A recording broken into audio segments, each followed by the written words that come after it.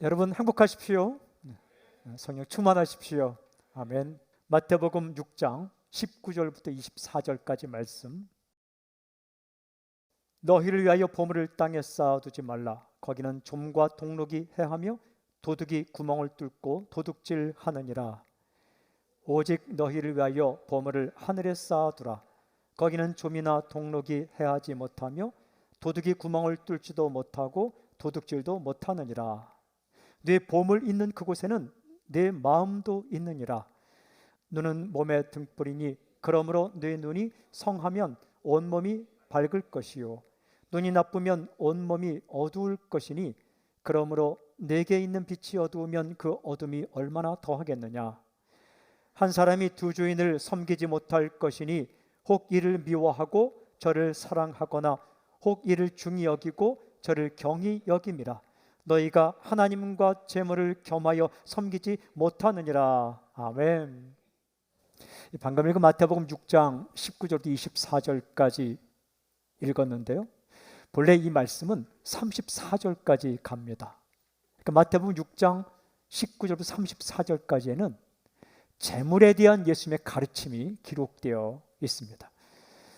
아주 단순하게 이 말씀의 길이를 재어보면 예수님께서 재물에 대해 굉장히 세심하게 말씀하셨다는 것을 알 수가 있어요. 먼저 6장의 그 구제에 대한 말씀은 4절에 걸쳐 기록되어 있습니다. 1절부터 4절. 그리고 그 다음 기도는 11절 정도 내용이 나옵니다. 5절부터 15절에 기록되어 있죠.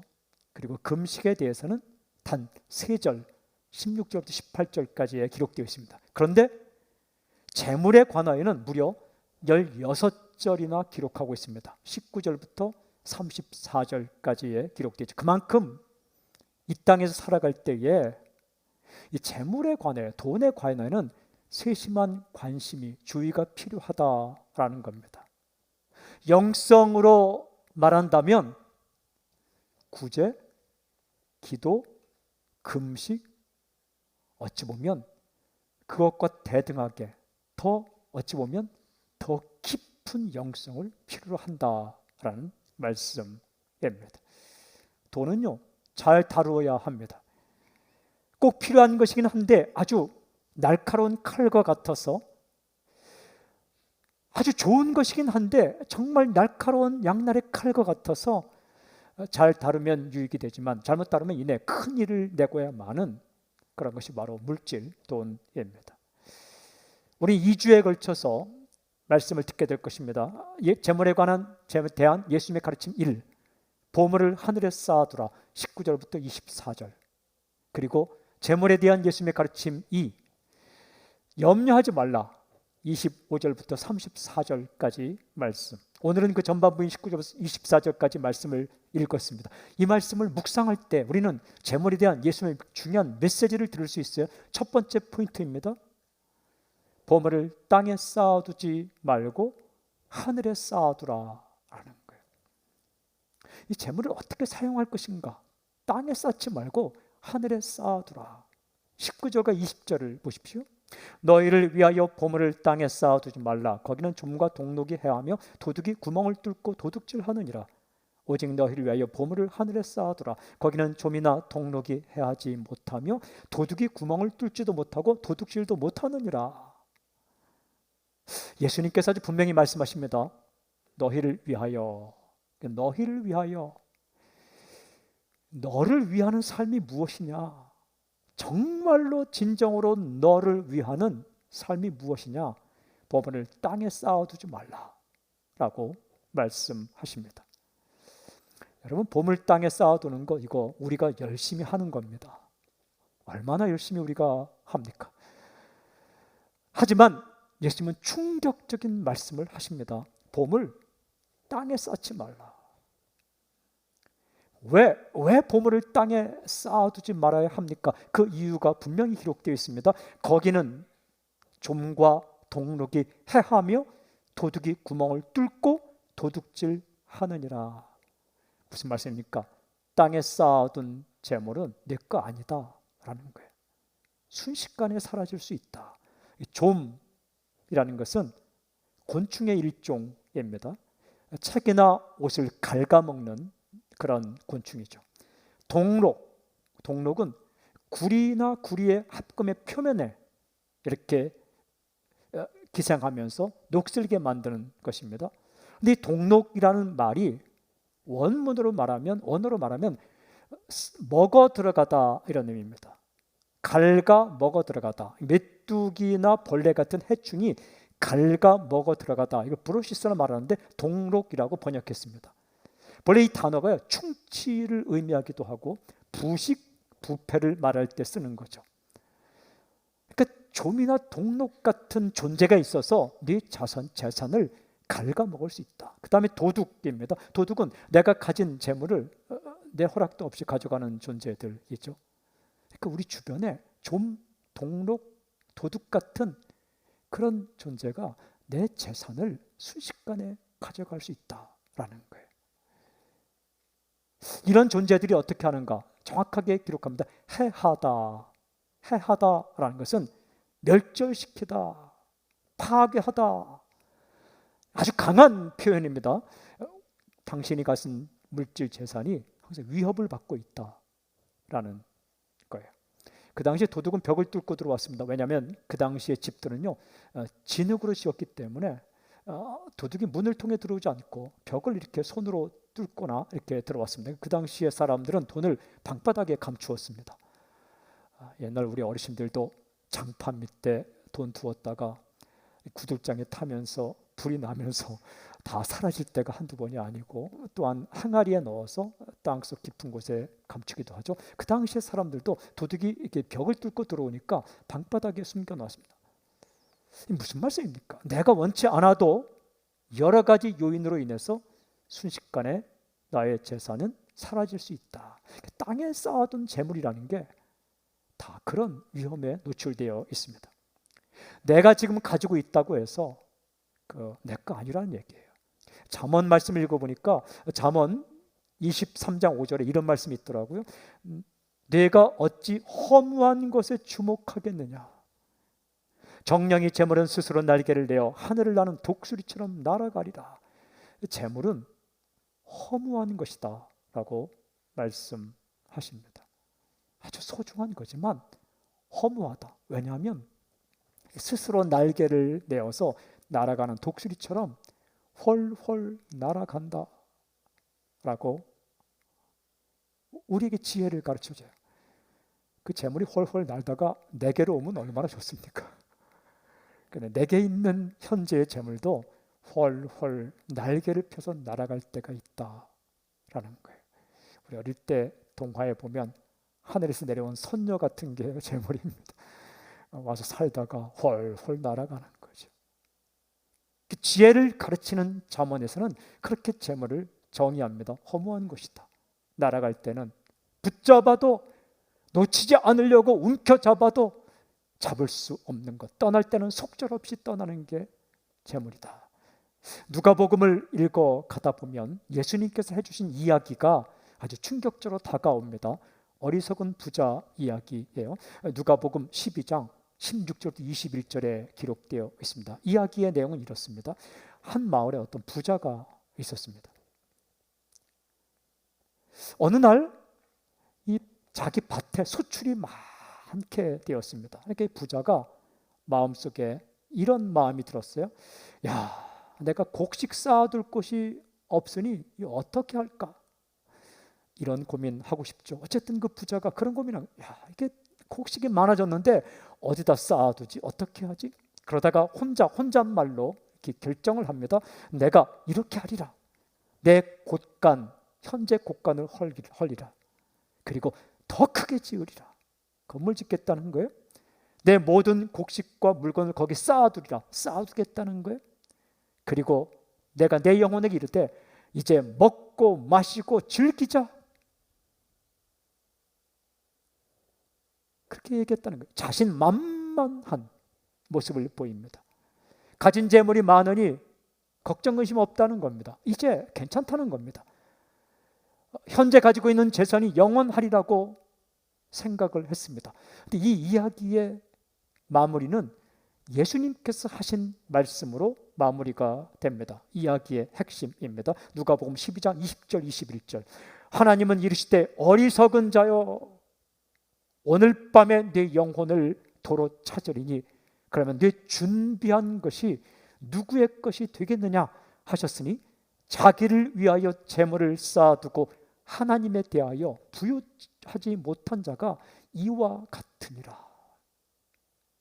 예수님은 어리석은 자라고 지칭합니다. 바보 같은 짓이라는 거예요. 아무리 재물이 많아도 오늘 밤에 내 영혼 데려가면 아무것도 내 거 아니다 라고 말씀하십니다. 오직 자기만을 위하여 재물을 쌓아두고 하나님과의 관계에서는 정말 가난한 자로 하나님께서 기뻐하시는 일에 한 푼도 쓰지 않는 가난뱅이로 살아가는 사람, 이 사람과 같다라고 말씀하십니다. 겉으로 보기에는 부자이지만 실제로는 하나님 보시기에는 완전히 가난한 자다라는 말씀입니다. 예수님은 보물을 땅에 쌓아두지 말라라고 말씀합니다. 그럼 어떻게 해야 됩니까? 분명히 이렇게 말씀하십니다. 오직 너희를 위하여 보물을 하늘에 쌓아두라. 이거 왜 하늘에 쌓아둬야 합니까? 이렇게 말씀하세요. 거기는 좀이나 동록이 해하지 못하며 도둑이 구멍을 뚫지도 못하고 도둑질도 못하느니라. 하늘에 쌓아둔 재물은 영원하다라는 거예요. 사라지지 않는다. 누구도 가져갈 수 없다. 중요한 질문. 재물을 하늘에 쌓는 방법이 무엇입니까? 주님은 분명히 말씀하세요. 자신의 재물을 가난한 사람을 위해 나누어 주라. 그래서 가난하다는 것은 필요로 하는 사람들. 이 나아가 가지고 있는 재물을 필요한 사람에게 나누어 주라라고 말씀하세요. 동일한 말씀을 하시는 기록하는 누가복음에 보면 정확하게 이 말씀을 우리에게 해석해 주십니다. 누가복음 12장 33절 너희 소유를 팔아 구제하여 낡아지지 아니하는 배낭을 만들라. 곧 하늘에 둔 바 다함이 없는 보물이니 거기는 도둑도 가까이 하는 일이 없고 좀도 먹는 일이 없느니라. 너희 소유를 필요한 사람에게 나누어 주라. 그렇게 하는 것이 하늘의 보물을 쌓는 방법이다라고 말씀하세요. 이 하늘의 보물을 쌓는다는 개념은 마태복음을 읽어가다 보니까 정확하게 또 예수님께서 말씀하시더라고요. 예수님께서 이렇게 이 땅에 계실 때에 주님을 찾아왔던 많은 사람들이 있고 주님께 찾아간 사람이 있는데 정말 기가 막히게 주님을 찾아온 사람이 있어요. 이 예수님 믿어도 누가 가서 전도한 사람이 있고 본인 스스로 와서 예수 믿겠다고 하는 사람들이 대단한 사람입니다. 그 당시에 예수님을 찾아온 사람 가운데 부자 청년이 있었어요. 마태복음 19장에 기록되어 있습니다. 괜찮은 청년이에요. 생활도 바르고 부자 청년. 성경이 부자라고 말하면 진짜 부자입니다. 그 당시에. 이 청년이 와서 예수님께 어떻게 내가 살아야 위대한 인생을 살겠습니까? 질문합니다. 주님께서 율법을 지키고 말씀하십니다. 그 당시에 그리고 나서 무슨 말씀하시냐면 이렇게 말씀하세요. 마태복음 19장 21절 가서 내 소유를 팔아 가난한 자들에게 주라. 그리하면 하늘에서 보화가 네게 있으리라. 가지고 있는 것 가난한 사람, 즉 필요한 사람에게 나누어 주라. 그것이 하늘의 보화를 쌓는 것이다. 사라지지 않는 아름다운 인생의 기억을 쌓는 것이다. 이렇게 말씀하셨어요. 이 땅에서 나누어 주고 쓰고 가는 것이 진짜 남는 거다. 청년, 부자 청년, 네가 이 땅에 남기고 간 것이 너의 남은 재산이 아니라 네가 이 땅에서 아름답게 쓰고 간 것이 진짜 남은 재산이다. 하늘에 쌓는 것이다. 이 말씀하셨어요. 부자 청년은 어떻게 했을까요? 이어지는 19장 22절 그 청년이 재물이 많음으로 이 말씀을 듣고 근심하며 가니라. 기회를 놓쳤습니다. 정말 좋은 기회인데 근데 그가 근심했다. 근심했다는 것은 고민했다는 거예요. 깊이 갈등을 했다는 겁니다. 주의 말씀대로 할까? 아니면 그렇게 하지 않을까? 여러분, 크리스천들인 우리도 수없이 갈등합니다. 고민합니다. 말씀 앞에, 주의 음성 앞에. 그러나 그 청년은 고민의 끝자락에서 주의 말씀대로 하지 않았다는 기록입니다. 고민하고 갈등하는 게 영성이 아니라 순종이 영성입니다. 가장 좋은 것은 고민과 갈등의 시간을 압축시켜 단축시키고 순종의 시간을 늘리는 거죠. 이 청년이 예수님을 직접 만난 이 청년, 그리고 예수님께 직접 1대1로 말씀을 들은 이 기가 막힌 기회를 놓치고 말았습니다. 여러분, 그를 뭐라 할 수 없어요. 이 모습이 우리의 모습이기 때문입니다. 똑같아요. 동일합니다. 그저 내 것만 챙기고 땅에만 보물을 쌓아두는 삶. 주님은 우리가 그렇게 살지 않기를 원하세요. 보물을 땅에 쌓아두지 말고 하늘에 쌓아두라. 중요한 질문이 있어요. 아주 중요한 질문. 왜 보물을 하늘에 쌓아두어야 하는가? 하는 거예요. 왜 보물을 하늘에 쌓아둬야 하는가? 나중에 가서 찾을 수 있으니까 물론 그것도 되겠지만 현재의 삶과 보물을 하늘에 쌓아두는 것이 어떤 관련이 있기에 이 땅에서 아름답게 살기를 원하는 예수님께서는 왜 보물을 자꾸 하늘에 쌓아두라고 말씀하실까? 두 번째 포인트입니다. 내 보물이 있는 그곳에 내 마음도 있다 하는 거예요. 보물을 땅에 쌓아두지 말고 하늘에 쌓아두는 말씀을 기록한 마태복음 6장 19절 20절 바로 다음에 21절은 이어지는 말씀, 이렇게 말씀합니다. 내 보물이 있는 그곳에는 내 마음도 있느니라. 그러니까 보물을 어디에 쌓았는가에 따라서 나의 마음이 그곳에 머물게 된다라는 거예요. 그러니까 보물을 어디에 쌓는가는 정말 중요하다는 말씀입니다. 이 마음이라는 것은 인간 존재의 중심을 가리켜요. 이 마음이 어디를 향한다는 거예요. 마음은 항상 카르디아, 이 마음은 항상 어느 곳인가를 향해요. 어떤 사람, 어떤 곳, 어떤 곳. 근데 이 마음이 무엇을 따라가느냐? 물질 있는 곳을 따라간다. 내 재산이 있는 곳을 따라간다. 빌딩 있으면 빌딩의 마음이 갑니다. 제가 어릴 때 우표 수집을 했거든요. 저 어릴 때 우표 수집하는 친구들이 많았어요. 저는 더욱 열심히 했습니다. 그거 수집하려면 사 먹을 걸 아끼고 사야 돼요. 그리고 그냥 보통 우표는 그냥 그런데 기념 우표가 나옵니다. 그 날을 기억해야 돼요. 그 기념우표를 사기 위해서는 어느 우체국에 가야 됩니다. 어릴 때. 그런데 기념우표 가운데 기념우표라고 똑같은 기념우표가 아닙니다. 거기 무슨 한국조폐공사 이런 게 있습니다. 그게 찍힌 부분과 연결된 넉 장을 하면 그걸 명판이라 했습니다. 그게 값어치가 있는 거예요. 그걸 가지고 있어야 반에서 핵 인싸가 되는 거예요. 그래서 그걸 얻으려면 한 50장 우표 가운데 딱 넉 장만 나옵니다. 그것도 한 장 기념우표 사면 안 되고 넉 장을 사니까 돈이 굉장히 많이 들어요.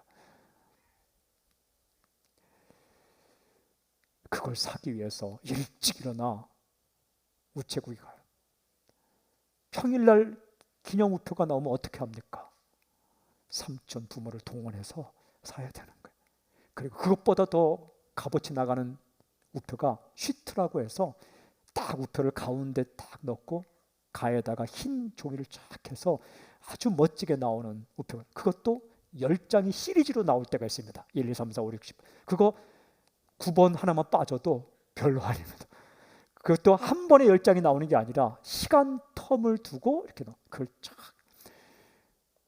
그게 보물. 제 보물. 그런데 한 번은 제 삼촌이 외국 우표를 돈 주고 사오셔서 그걸 저한테 몽땅 주셨어요. 우표책에 가득. 잃어버렸습니다. 이사하는 날. 어떻게 잃어버린지 지금도 기억이 안 나지만 이삿짐 나르는 사람이 가져간 것 같기도 하고, 그때는 우리가 직접 나랐으니까 그 정신없는 틈을 타 누군가가 가져갔겠거니. 그리고 그 이후에 또 제가 좀 모은 거는 얼마 전 제가 이사하다 보니까 그 다음에 모은 게 한 책 2권으로 있더라고요. 지금은 별로 관심이 없어요. 제 마음이 거기에 없어요. 보고서 귀한 거네. 1970년대 기념우표들이 거기 있더라고요. 뭐 원하시는 분 제가 드리겠습니다. 여러분 혹시 자녀들 가운데 시대와 그렇게 요즘 시대는 그렇지 않지만 우표를 수집하는 사람이 혹시라도 자녀 가운데 있다면 저한테 오십시오. 아낌없이 그냥 줄 수는 없으니까 10원만 받고 제가 드리겠습니다. 그런데 그 당시에 거기 마음이 있었어요. 그 친구들에게 자랑하고 언제 그 우표가 나오지? 그리고 계산하는 거예요. 이게 10년이 지나면 20년 지나면 값이 얼마나 될까? 제가 한번 발견하고 혹시 알아봤습니다. 별로 안 올랐더라고요. 그 당시에 하도 많은 사람이 우표 수집을 했기 때문에 지금 와서 판다고 해도 별로 오르진 않아요. 그래서 조금은 올랐더라고요. 근데 뭐 그 당시에 10원짜리 팔아봤자 요즘 화폐 가치가 얼마나 올랐는데요. 그 당시 10원, 20원짜리 우표인데 아무리 올라봤자 뭐 200원, 300원, 10배, 20배, 100배 올랐다 해도 1,000원밖에 되지 않습니다. 근데 어린 마음에도 내 소유가 있는 곳에 관심이 가더라. 물질 있는 곳에 마음이 간다라고 주께서 말씀하세요. 여러분, 그런데 땅에만 내 물질을 쌓는 사람은 온통 관심이 땅에만 있다는 거예요. 그러나 내 재물을 누군가를 위해 나누어 주는 사람은 하늘을 생각하며 하늘의 보물을 쌓는 사람이기 때문에 하늘에 관심이 있다는 겁니다. 골로새서 말씀을 읽어보면 굉장히 중요한 말씀하십니다. 골로새서 3장 1절 2절. 그러므로 너희가 그리스도와 함께 다시 살리심을 받았으면, 너희가 예수님과 함께 다시 살아났으면 위의 것을 찾으라. 거기는 그리스도께서 하나님 우편에 앉아 계시니라. 위의 것을 생각하고 땅의 것을 생각하지 말라. 이 땅의 것만 생각하며 살아가는 사람은요, 인생이 땅처럼 변해갑니다. 얼굴도 흑색으로 변해가고요, 마음도 단단해져 갑니다. 그러나 하늘을 생각하며 살아가는 사람은 인생이 하늘처럼 변해갑니다. 땅 냄새가 아니라, 땅의 악취가 아니라 하늘 향기가 풍겨나기 시작합니다. 왜? 하늘을 생각하니까. 무엇을 생각하고 무엇을 바라보는가에 따라서 인생이 달라져요. 왜 예수님은 우리가 이 땅에서 하늘의 보물을 쌓으며 살기를 원하시는가? 이 땅에서의 삶이 하늘 백성의 삶을 살라고 그렇게 말씀하시는 겁니다. 재물이 있는 곳에 마음이 있기 때문에. 하나님은 무엇을 원하시지? 하나님은 내 물질을 어떻게 사용을 원하시지? 늘 관심을 가지고 그렇게 사용하는 사람은 하늘에 관심이 생긴다는 거예요. 이 땅의 인생의 전부가 아니라 하늘을 생각하며 살기 때문에 인생이 아름다워지는 거죠. 하늘 향기가 풍겨나는 거죠. 그의 말 한마디, 돈 씀씀이 하나, 생각 하나, 누가 행복할까요? 본인이 행복하죠. 우리를 위한 말씀이에요. 그런데 어떻게 하면 그런 인생을 살 수 있을까? 하는 거예요. 세 번째 질문입니다. 하나님의 사람으로서 재물에 대하여 어떤 태도를 취한다면 그런 인생을 살 수 있을까? 마지막 세 번째 포인트입니다. 재물이 아니라 하나님께 집중하라. 이어지는 22절, 23절 이렇게 말씀하십니다. 눈은 몸의 등불이니 그러므로 네 눈이 성하면 온몸이 밝을 것이요, 눈이 나쁘면 온몸이 어두울 것이니 그러므로 내게 있는 빛이 어두우면 그 어둠이 얼마나 더하겠느냐. 이 눈 이야기를 합니다. 그런데 자세히 보면 이 구절을 언뜻 보면 눈에 관한 이야기 같지만 실은 조금만 생각해 보면 재물에 관한 이야기입니다. 왜냐하면 19절부터 34절까지 맥락이 재물에 관한 말씀이기 때문에 이 눈의 이야기를 뜬금없이 눈의 건강 이야기 하지 않고 재물을 이야기하시면서 하시는 이야기라는 거예요. 여러분, 이렇게 말씀하십니다. 눈은 몸의 등불이니, 무슨 말입니까? 눈이 중요하다는 거예요. 이렇게 말씀하십니다. 내 눈이 성하면 온몸이 밝을 것이요 눈이 나쁘면 온몸이 어두울 것이니. 성한 눈은 건강한 눈입니다. 나쁜 눈은 약한 눈, 건강하지 않은 눈입니다. 눈의 건강에 따라서 몸이 달라진다. 눈이 건강하면 몸이 고생하지 않는다. 눈이 나쁘면 몸이 고생한다. 그러면 눈이 나쁘면 안 보이면 이리 부딪히고 저리 부딪히고 큰일 나죠. 여러분 물질도 손해봅니다. 5,000원짜리인지 알고 5만 원짜리 막 내놓고 그러잖아요. 뭐 눈이 좋아도 그럴 때가 있지만 그죠? 가짜와 진짜도 구별하지 못하고 때로는 다른 사람 보고 여보할 수도 있는 거 아니에요. 이렇게 CF에 나오잖아요. 그죠? 자기 남편인 줄 알고 가서 뭐 귀 잡고 눈이 안 좋으면 질문 한 가지 할까요? 좋은 눈과 나쁜 눈을 구별하는 기준이 뭡니까? 그것은 바로 이것입니다. 초점이 잘 맞는 눈 대 초점이 잘 맞지 않는 눈. 쌍꺼풀은 좋은 눈이고 아닌 건 그게 아니라 초점이 잘 맞는 눈이 좋은 눈이고 초점이 잘 맞지 않는 눈이 나쁜 눈이에요. 원시, 근시, 난시 다 이게 초점이 정확하게 맺히지 않는 거예요. 너무 멀리 맺히거나 너무 가까이 맺히거나 여러 개를 나누어 맺히는 것이 원시, 근시, 난시입니다. 인생도 마찬가지예요. 우리 인생이 건강한 인생이 되려면 헛수고와 물거품 같은 인생을 살지 않기 위해서는 그게 인생이 어디서 판가름 나는가, 영혼의 눈이 어디에 초점이 맞춰져 있는가에 따라서 인생이 달라진다는 거예요. 우리 영혼의 눈이 어디에 맞춰져 있는가? 하나님께 먼저 맞춰줘야 된다는 거예요. 하나님과 재물에 초점이 막 나누어져 맞춰지면 이게 고생을 한다는 거예요. 이어지는 24절에 분명히 말씀하십니다. 24절에 한 사람이 두 주인을 섬기지 못할 것이니 혹 이를 미워하고 저를 사랑하거나 혹 이를 중히 여기고 저를 경히 여김이라. 너희가 하나님과 재물을 겸하여 섬기지 못하느니라.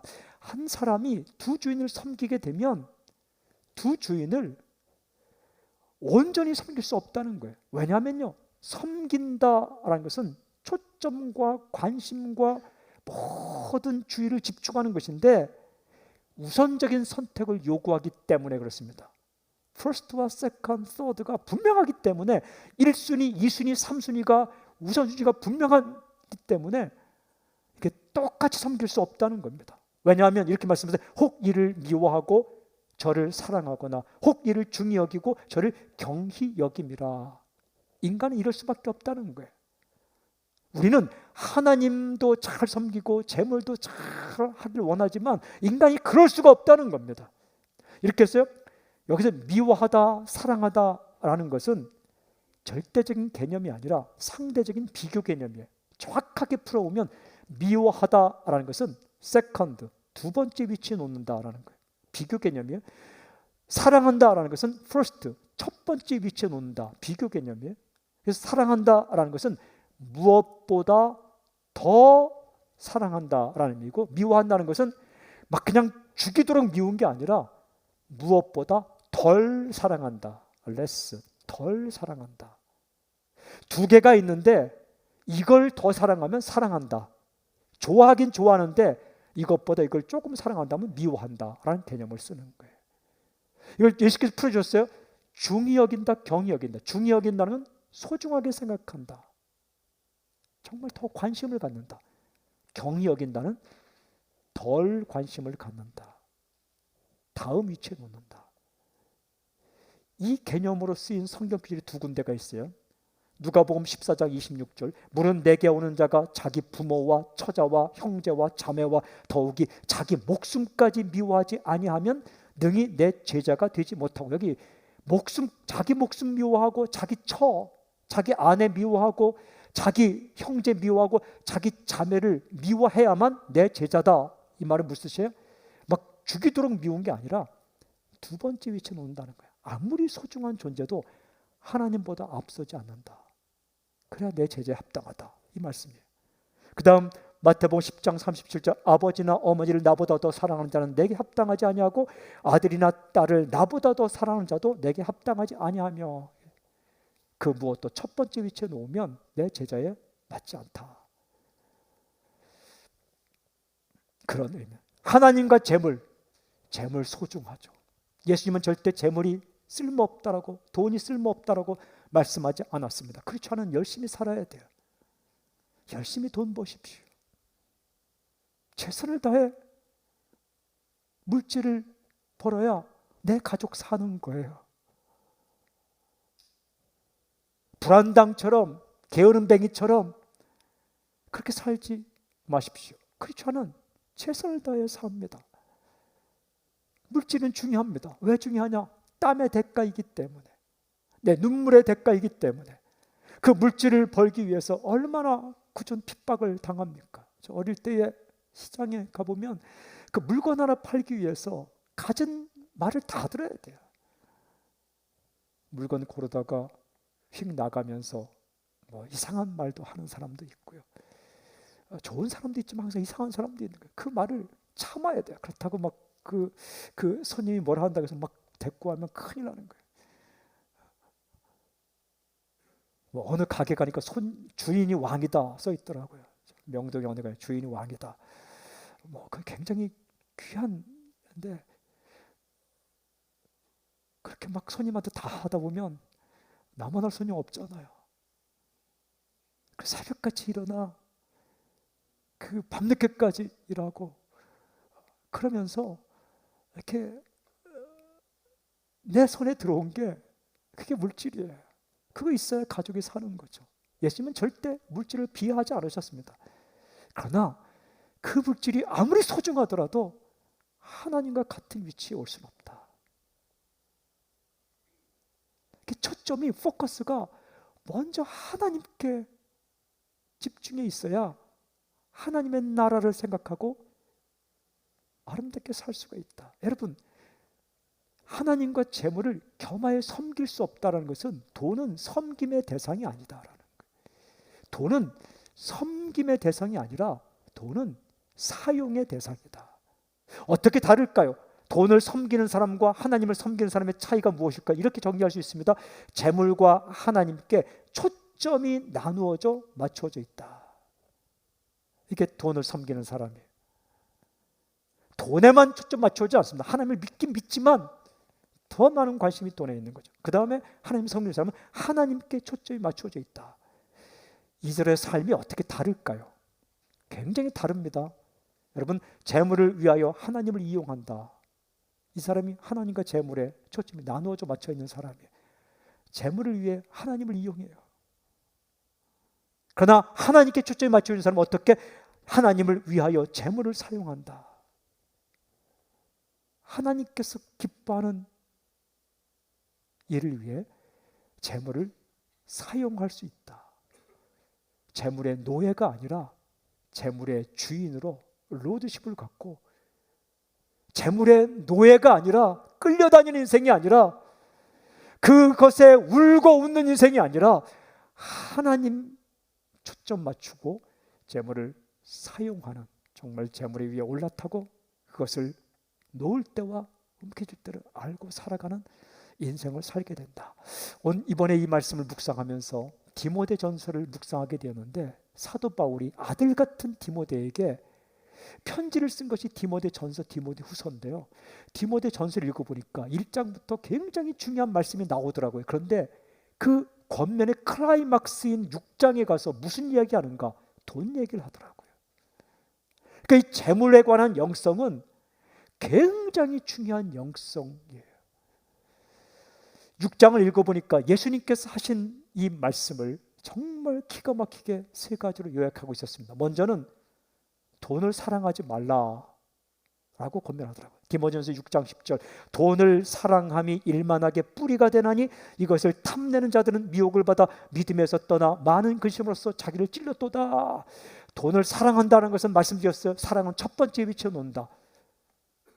돈을 위해 예배를 포기하고, 돈을 위해 믿음도 포기하고, 돈을 위해 우정도 포기하고, 돈을 위해 헌신도 포기하는 것이 돈을 사랑하는 것이죠.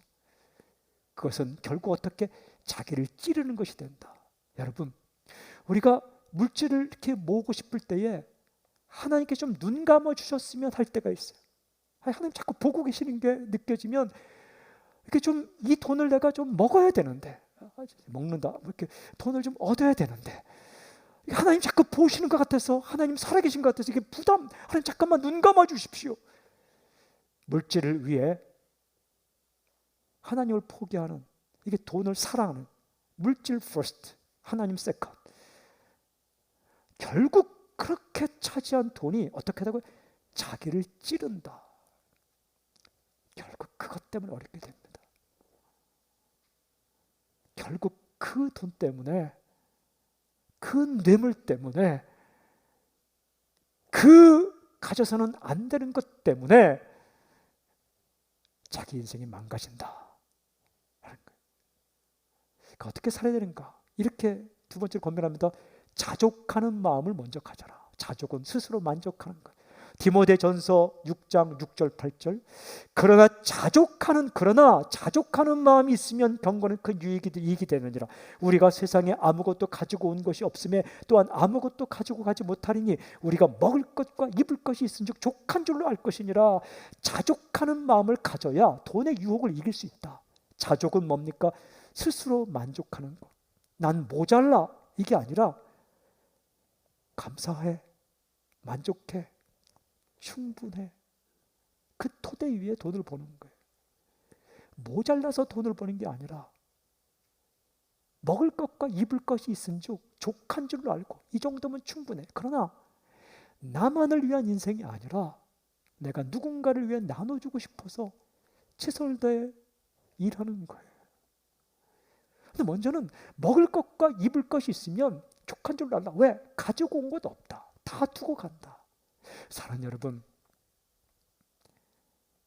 비교가 아니라 그냥 오늘 한 끼 먹을 것 있고 한 벌 입을 것 있으면 족한 줄로 알라. 얼마나 많이 먹는가, 얼마나 대단한 걸 먹는가, 이게 중요한 게 아니라는 거예요.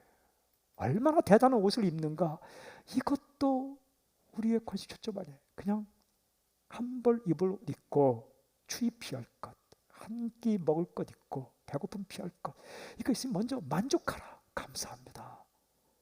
거기서부터 시작하는 것이다. 그러면 어떻게? 그걸로 끝? 아니에요. 세 번째, 이렇게 말씀하십니다. 하나님을 위하여 재물을 사용하라. 디모데전서 6장 17절 19절 이렇게 말씀하십니다. 내가 이 세대에서 부한 자들을 명하여 마음을 높이지 말고 정함이 없는 재물에 소망을 두지 말고 오직 우리에게 모든 것을 후히 주사 누리게 하시는 하나님께 두며 선을 행하고 선한 사업을 많이 하고 나누어 주기를 좋아하며 너그러운 자가 되게 하라. 이것이 장래에 자기를 위하여 좋은 터를 쌓아 참된 생명을 취하는 것이니라. 진짜 살고 싶으냐? 사는 것처럼 살고 싶으냐? 선한 사업을 많이 하라. 나누어주기를 좋아하라. 너그러운 마음을 가지라. 재물은 정함이 없다. 정함이 없다는 건 깨끗하지 않다는 게 아니에요. 깨끗할 정자가 아니라 정할 정자예요. 위치를 정한 정자예요. 재물은 한 곳 위치에 있지 않다. 이 말씀을 보고 재물은 더러운 거예요? 아니에요. 재물은 소중한 거예요. 말씀드렸어요. 땀의 대가, 눈물의 대가, 내 자존심까지 꺾으면서 모은 대가이기 때문에 인생의 대가예요. 시간의 대가예요. 소중한 거예요. 그걸 화폐 가치로 환산하는 게 돈이에요. 소중한 거예요. 근데 그것이 정함이 없다. 언제라도 떠날 수 있고 언제라도 올 수가 있다. 그러니까 거기 소망 두지 말고 하나님께 소망을 두고 선한 사업을 많이 하라. 언제? 기회 있을 때. 언제가 기회입니까? 내게 그 떠다니던 재물이 내게 잠깐 머무를 때, 내가 내 결정으로 쓸 수 있을 때, 그리고 누군가 필요한 사람이 내 눈에 보일 때, 그때가 타이밍 기회입니다. 그 기회를 놓치지 말라. 너그러운 마음을 가져라. 왜 그렇게 살아야 된다고요? 그렇게 살아가는 사람은 하나님을 생각해요. 하늘을 바라봐요. 하나님을 생각하고 하늘을 바라보면 하나님의 나라가 우리 가운데 임하는 거예요. 누가 행복해요? 내가 행복한 거예요. 우리가 이 땅에 살면서 오늘 한 끼 먹고 한 벌 입을 그것보다 더 풍성한 것을 우리가 빈손으로 왔는데 받았어요. 하나님은 우리에게 이 땅에 살 동안 물질을 주셨어요. 저는 여러분 가정 가운데 요즘 필요한 것이 부족한 분들은 충만히 주께서 내려주기를 축복합니다. 그러나 더 중요한 것은 감사하는 마음, 만족하는 마음으로 내게 머물고 있는 물질 가운데 소중한 것을 구별하여 하나님께서 기뻐하시는 사업에 쓸 수 있기를 바랍니다. 구제에, 선교에, 필요한 누군가를 위해서 사용하는 삶 축복합니다. 재물의 종으로 살지 않고 하나님 기뻐하시는 일에 재물을 사용할 수 있는 자유인으로 살아가는 당신이 되기를 저는 선포합니다. 그렇게 행할 능력을 주실 주님을 찬양합니다. 아멘.